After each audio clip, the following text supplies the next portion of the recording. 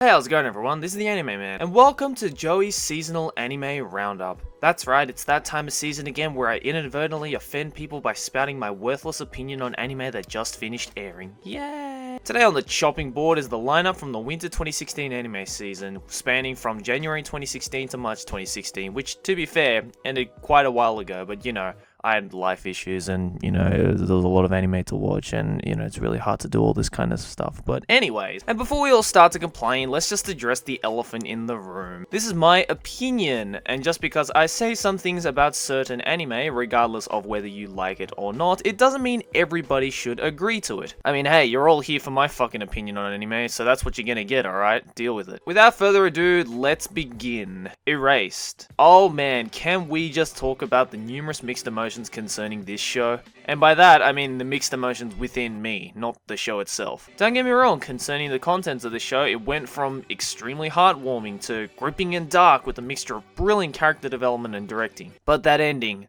Oh man, that ending. Or should I say, a poor excuse for a fucking ending, cause seriously. I hope I'm not the only one that was so bummed out at how poorly executed and anticlimactic that ending was. It's like witnessing the miracle of a fish grow legs, then realizing it was a fucking tadpole all along. And it started off so strong, and I was seriously considering the best anime of the season, or even the best anime of the year. But nope, this shit dropped harder than Infinite Stratos 2. It means it was really shit. HaruChika. Speaking of high expectations, this was another anime that started off quite strong in my opinion. It's not often you find a pleasant looking and interesting mix of Hyoka and Taritari, but HaruChika is exactly that. The way it executed mysteries always involved the development of a spotlight character, so the resolution to a mystery always ended with a new and developed character to play along into the next mystery, which, in my opinion, is quite a clever use of plot progression, especially in mystery anime. I mean, it's not exactly unique, but why fix something that isn't broken? Unfortunately, many of these spotlight characters do very little in the second half and are kinda just there to fill in the gaps. Not to mention the ending was, kinda bullshit. I mean, half of it was the fucking end credits, like, are you kidding me? Divine Gate. You know there's a serious problem with an anime when the only positive thing you can say about it is that its opening was badass. It might have to do with the fact that the anime is based off a fucking mobile game, because I don't know what the fuck was happening throughout the story, did anyone? Not to mention how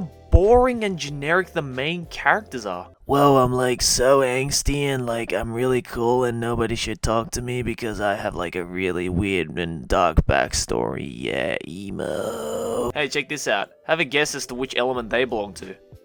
Whoa, mindfuck! I do have to say though, the Knights of the Round Table were probably the most interesting set of characters in the series. Too bad they kill all of them off halfway through the anime, so good fucking job! Plot poison is such a hard concept to nail in anime, and this is an example of just how unsatisfying and forced it seems, and often leads to people thinking how bullshit it all is. And can we please stop integrating 3D fighting scenes in a predominantly 2D anime? It just looks so jarring and off-putting and Prince of Stride. Madhouse Studios is a trusted source for many anime viewers, and it's not often they make an unsatisfactory work.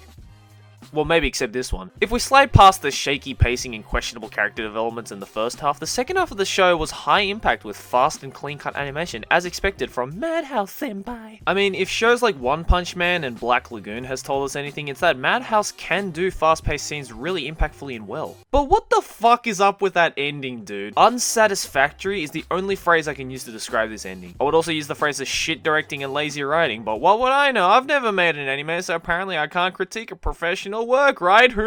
All in all, this anime was like a bungee jump. It was fun and exciting while it lasted, but you wouldn't do it again. Shoujo-tachi wa Kouya Mezasu. When I saw Tanaka Romeo's name in the credits of this work, I was instantly like, okay, this is either gonna be really weird but charming nonetheless, or substandard and forgettable. Can you guess which one it was based on the tone of my voice? It's not often you hear a slice of life or coming of age anime based on game development, but this is exactly that. And I'm not gonna lie, that concept alone kinda got me interested. Like, is it really possible to make a concept so simple into an interesting and remarkable anime? The answer is no. Oh god, no. No, this anime is bad. Rather, the characters are bad. I mean, holy shit, they're just boring. Like, the main character's primary personality trait is that he doesn't know what he wants to do with himself and that he acts and talks like a main character in a visual novel. Which is so meta to the point where it just sounds like Tanaka Romeo is saying, ah fuck, I'm out of ideas, whatever lol. Not to mention the constant forced drama just to get some bit of character development happening, which usually ends up being solved with a simple statement from the main character, so that's also a lot of shit. Hey, what's wrong? Oh, you know,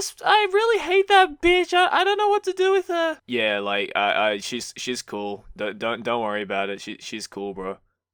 Okay, if you say so. Koyomimonogatari. It was nice to see all the familiar faces back from all those seasons ago because goddamn, I missed a lot of them. This season is what you would consider a filler season, so to be fair, it's not exactly essential to watch if you want to keep up with the main story, because honestly, it didn't really add anything to the story at all. However, with every episode, a different side character combination was used to document the slight developments of plot and character within Araragi that we didn't get to see in the main seasons. All in all, it isn't really integral to understanding the main story, but if you're already committing to watching 7 seasons and 1 movie to get up to this point of the chronology, you might as well watch this one as well. Ajin. Now this was an anime adaptation I was super hyped about from the beginning. The manga series for this was a brilliant blend of psychological horror and action, which I could really— oh god! Why? Why would they do this? Please, senpai! Kill him with fire! Okay, to be completely fair, the further I watched Ajin, the more I started to get used to the 3D. In fact, I found the 3D gave some aesthetic effects and moods that worked really well with the intense psychological and action scenes strung throughout the story. While the first episode had some questionable pacing, everything started to pick up after that with interweaving subplots and decent plot progression. The one thing I loved most about Ajin was that everybody fucking sucked.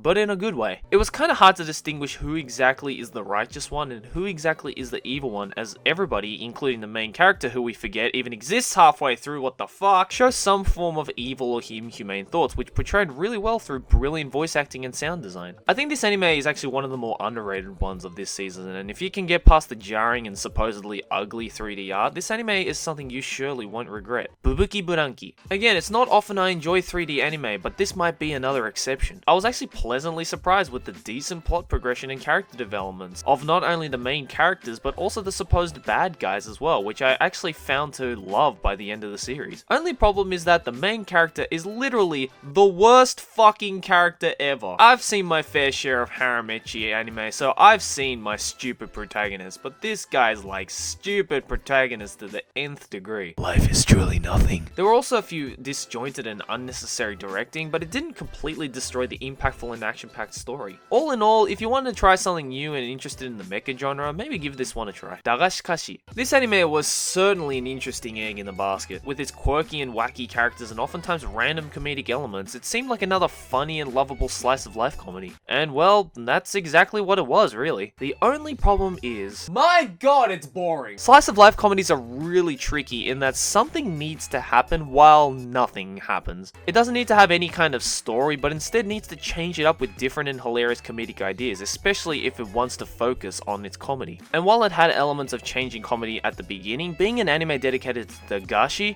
which I never even heard of prior to this series, the jokes got really old fast. By around the end of episode 3, I just didn't really find it interesting anymore. It was like I was watching a really long advertisement for Morinaga or something, and it kind of took the fun out of the characters and setting for me. Also, as a kid who grew up with Japanese candy like this, it was kind of hard to stare wide-eyed in wonder at the useless facts about each candy they introduced. But I can definitely see how somebody outside of the circle would find this show interesting and hilarious, especially those who are interested in the Japanese culture, so give it a go and see what you think. Dimension W. While it's not the prettiest, flashiest, or most exciting anime of this season, there's one thing about Dimension W that made it stand out for me. It was unique. Now, to be fair, it's not the most unique idea in anime, but it definitely was up there for this season. Although that isn't much of a compliment concerning how crap most of the season was. I actually quite liked how the series decided to explore the overarching plot and sci-fi setting. It didn't care to explain the details of the setting, but explained it just enough to get viewers excited about what was going to unfold, while also being able to understand the bare minimum. However, the difficult thing about sci-fi settings is that many people want to know all the details about how and why things like coils and Dimension W itself works. So depending on on how hardcore you are with your sci-fi, this aspect may make or break this series for you. The villains were kind of mediocre and bland, and there wasn't a whole lot of character development. Just a lot of a grown man calling cute robot names to keep up his asshole persona, which is totally Mugen. I cannot unsee that shit. By the way, can I just say how fucking adorable Mira is? Like, I have the weirdest boner knowing that she's a robot and I actually can't fuck her.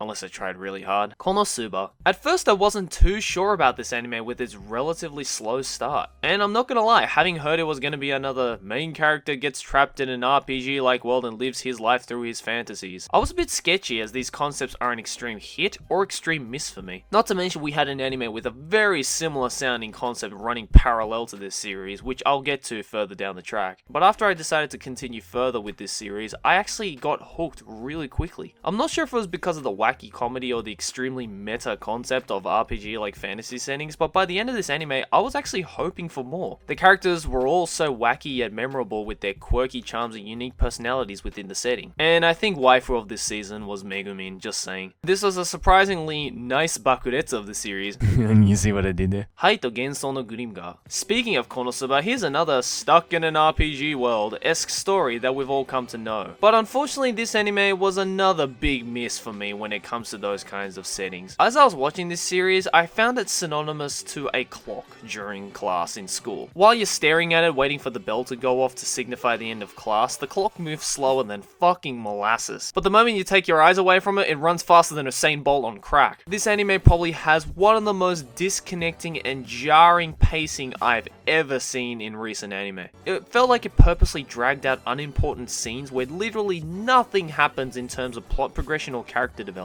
and instead skip over the important development points during the AMV-like montage. By the way, way too many of those, cut that shit out. And can I mention how fucking boring the characters are? If we got to know even a little bit of background info on the characters beforehand, then maybe I would have gotten more invested in their development, but it was kinda hard to follow along when we knew nothing about them. With the exception of Mary, who doesn't even appear until episode 5 anyway, so what the fuck's the point of that? Also, much like a lot of shows from this season, the ending was yet again another pile of shit. I mean, man, talk about plot conveniences, am I right? And as much as I love the soundtrack and the watercolored backgrounds, how this show has an almost 8 out of 10 rating on Mal is fucking beyond me. Musaigen the Phantom World. I never wanted to say this, but this might be one of the worst Kyoto Animation series I've seen, which I've wanted to avoid saying for the longest time since Kyoto Animation has made some exceptional series in the past. But I guess even my mortal enemy My Anime List agrees, as Musaigen is one of the lowest scoring KyoAni TV series to date. The main problem is its pacing and directing. Things happen too quickly and too abruptly with little to no development being fleshed out in any way. While the character designs and scenes look nice thanks to the KyoAni polish, it's hard to follow a story and its characters when nothing fucking happens. Besides the last couple of episodes, there's no overarching plot, so it's really hard to develop characters and story with no supposed end goal. There's also this information dump at the start of every episode that's supposed to set the tone of each episode, but unfortunately it fails to expand on the topic. It just kind of states it and shows it. I just love the fact that the series is self-aware of its pointless factoids at the start of episode 4.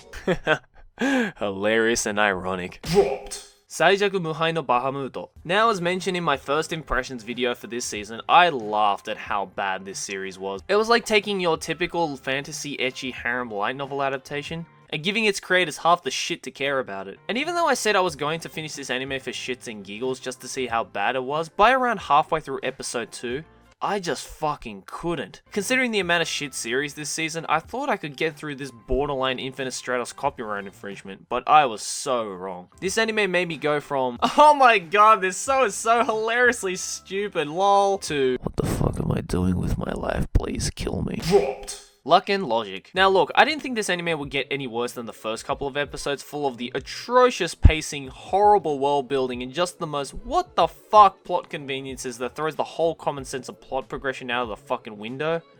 But oh man, was I wrong. I think I gave up after episode 3 or 4 because everything I mentioned above just got progressively worse. The only solitude was the main heroine being fucking cute, but other than that, I saw no clear sign telling me to continue watching this shit. If you ask me, the best part of this show is its title, because it's just hilariously ironic considering neither of these two things are found in the fucking series. Overall, this season was one of the weakest I've seen in a very long time, which I really didn't want to say. It's a little worrying how weak we started the year of 2016 concerning anime, but hopefully the new spring season will pick up what the winter season dropped. And that was the Winter 2016 Seasonal Anime Roundup. What did you guys think? What series did you enjoy the most? What series did you enjoy the least? Which anime did I miss from this season that's worth mentioning or going back to? And what is your personal seasonal anime roundup of the Winter 2016 anime season? I want you guys to let me know all that kind of stuff in the comments below. If you watched my seasonal anime roundup from last season, then you could probably tell that this seasonal roundup was definitely a lot different. For one thing, it's just my voice and not my face, because I considered that you guys just want to know what I want to say and don't actually want to see my face. So if you enjoyed this kind of new version of the seasonal anime roundup, then make sure to slap a like on this video so that I know you guys enjoyed this video, because